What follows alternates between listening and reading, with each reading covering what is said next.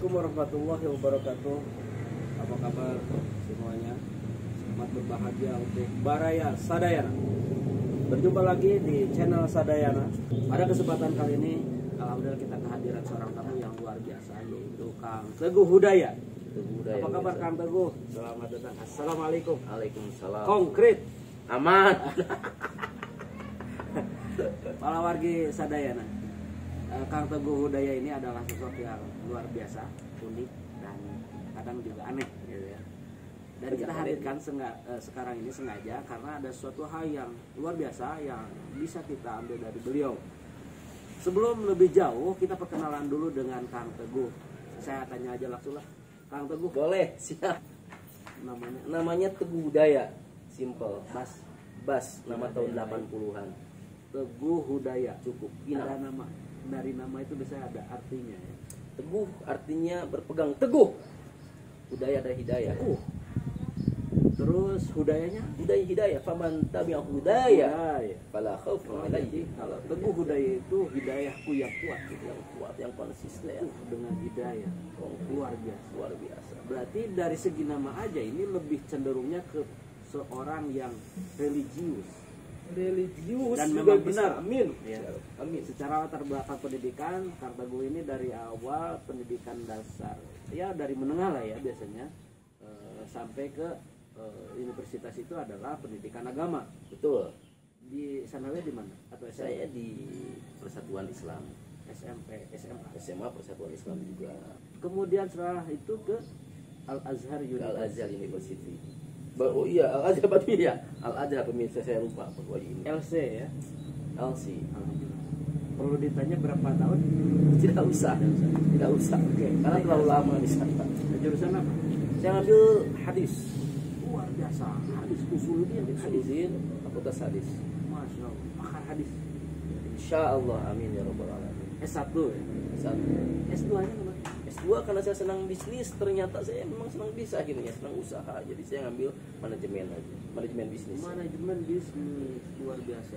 Kenapa dalam hal ketertarikan terhadap dunia bisnis kok sampai diseriusi untuk mengenyam pendidikannya juga? Ya tentu saja karena memang awalnya saya didikan orang pengusaha, didikan pedagang sejak kecil gitu. Jadi walaupun saya digiring ke dunia pendidikan, tetap akhirnya didikan orang tua saya sejak kecil. Otak bawah sadar saya, mereka bahwa dagang itu ya hal yang menarik, bisnis hal yang menarik. Kayaknya menarik juga ya kalau kita ngambil bisnis S2-nya. Ternyata memang menarik. Luar biasa. Berarti bukan hanya sekedar prakteknya saja ya, tapi juga teorinya. Teorinya tentu Luar saja. biasa. Dulu orang tua itu memang pengusaha Pengusaha insya Allah. usaha apa? Banyak pengusaha es krim di gudang orang juga dan yang kayak Konelo, kayak Konelo ya bisnis merek gitu. merek apa ya? Nggak apa-apa lah. Es krim, tapi es krim zaman dulu jadul itu yang Es krim zaman dulu, es nong itu, es krim tahun-tahun 85, tahun 90-an gitu. Oke. Tapi masih sekarang. Sekarang sudah tidak karena bapak saya sudah sepuh ya, sekarang ya di rumah aja dia lebih konveksi. Tapi bisa kalau untuk bikin Kalau bikin sih ya pasti bisa. Walaupun tidak diajarkan secara resmi ya, karena kan menangkap menyerah pasti bisa insya Allah. bisa dong bikin produk dengan label sendiri. Jadi akhirnya di perusahaan sendiri. Bisa bikin, tapi memang pada akhirnya saya nggak, adik saya yang melanjutkan itu, tapi saya nggak. Oke. Para wargi Sadayana, bahwa Kang Teguh ini ternyata adalah seorang yang multi talentan kalau gua mau bilang. Karena dulu Kang Teguh yang saya kenal adalah seorang yang awalnya seorang yang ahli tukang cukur. Ini yang biasanya orang Garut yang bisa, tapi ini orang Sukabumi bilang. Nah, selain tukang cukur, ternyata beliau juga pintar masak. Segala jenis masakan. Bisa. Masakan Sunda, masakan Jawa, masakan Padang, masakan juga Thailand ya. Thailand. Ini bagaimana kau bisa seperti itu? Ya ini hobi sebenarnya kan kayak es krim, masakan kalau sama-sama ujungnya ada di lidah. Jadi nggak ada beda, mau masakan Padang, masakan apa ya sama. Ya Allah menganugerahkan saya bahwa lidah saya sensitif dengan masakan, sehingga saya bisa membedakan mana yang enak dan mana yang kurang enak. Anda bisa menentukan komposisi bumbu gitu ya. Iya. Sehingga masakan ini akan menjadi enak itu garamnya segimana gitu ya. Masak pakai rasa, Apa nggak pakai logika. apa hanya ala kadarnya aja Anda gitu.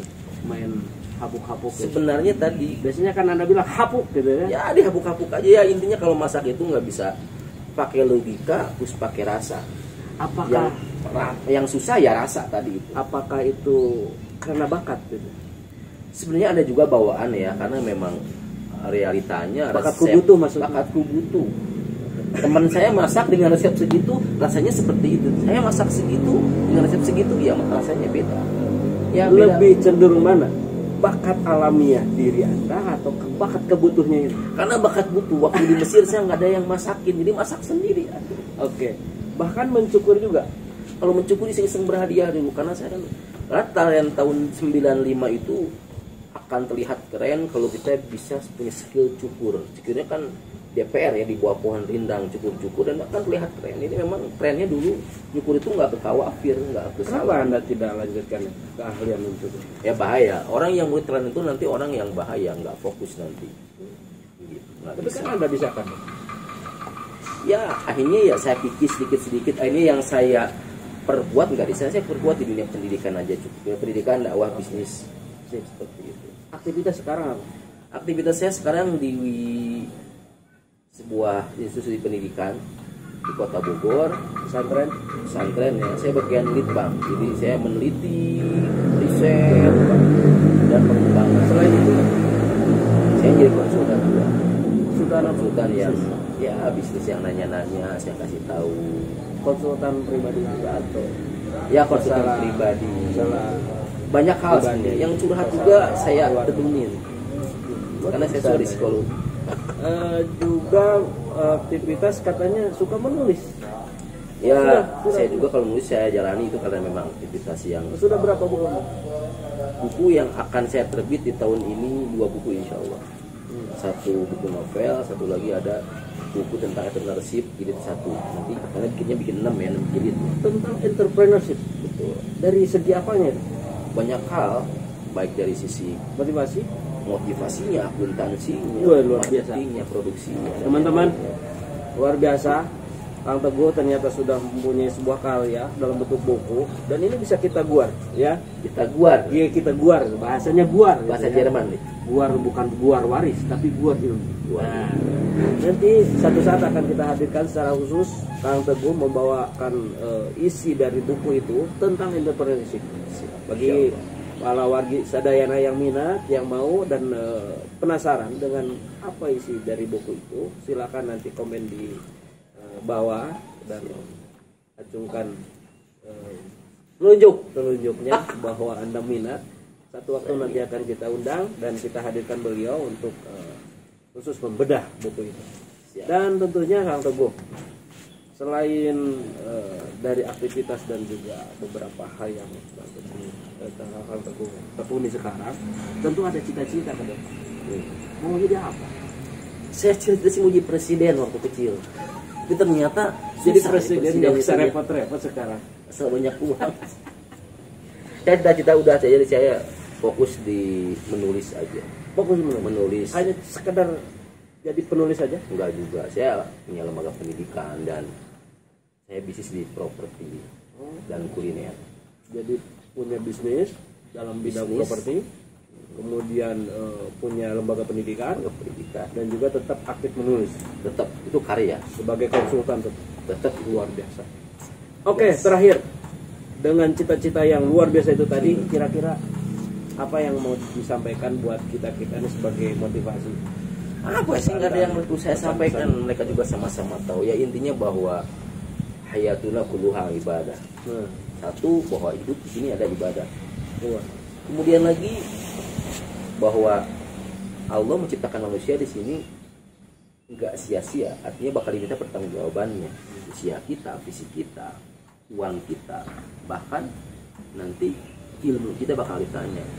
Jadi pesannya adalah tetap semangat, jangan lupa untuk terus berbuat baik, karena kalau kita berbuat baik pasti ada balasannya, kebaikan lagi. Jaza'ul ihsan illal ihsan. Ada balasan bagi kebaikan selain kebaikan. Dan satu hal yang perlu dicatat bahwa Kang Teguh ini adalah sosok yang selalu ceria, selalu menjadi penghangat di setiap suasana. Istilahnya ini adalah namanya sakhona kalau nggak salah, pemanas hangat. Oke, para wargi sadayana, sekian dulu pertemuan kita dengan Kang Teguh. Terima kasih kesempatannya. Sama-sama. Terima kasih hatur nuhun atas silaturahimnya. Mudah-mudahan kesempatan lain kita bisa ketemu lagi. Oke, sekian. Assalamualaikum warahmatullahi wabarakatuh. Salaman dulu.